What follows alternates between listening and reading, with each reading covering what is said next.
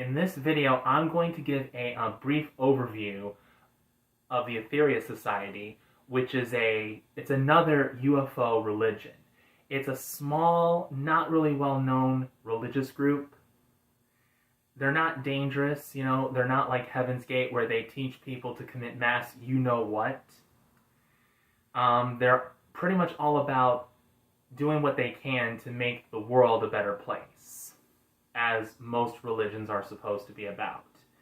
And here's where it all got started. It started in 1954 in England, where a cab driver named George Keane was pretty much interested in the spiritual practices of yoga and meditation, and he was in his apartment one day. I assume it was in the summertime. He was sitting in his apartment, and in his own words, he heard a voice that was not in his head, but it was outside of himself, apparently coming from somewhere, but he didn't know where. And allegedly, this voice was the voice of a Venusian spiritual master named Aetherius, of whom the religion is named after. And allegedly, this Aetherius told George Keane that he needed to prepare himself, for he would be the voice of interplanetary parliament. In the Aetherius Society, that event is known as the Command. He was pretty much commanded by the spiritual master from Venus named Aetherius that he was to prepare himself to be the voice of interplanetary parliament.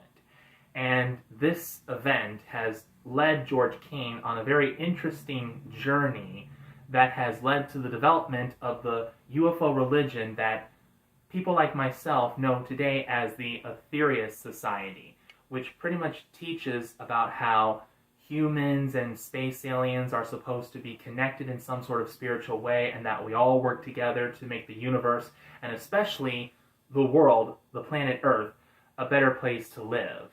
So it's one of those religions that teaches us that space aliens are here to help us and that they're not here to hurt us, like we usually see in all those science fiction movies about alien invaders coming to destroy the planet Earth, like in the movie Independence Day, starring Will Smith.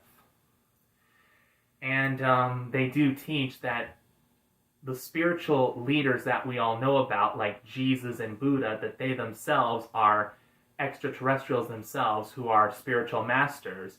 As a matter of fact, George Keane referred to Jesus as Master Jesus, talking about some sort of encounter that he had with Jesus when Jesus came to him flying down to Earth in the traditional silver flying saucer that we're all so used to thinking about when we think of alien invaders coming to Earth.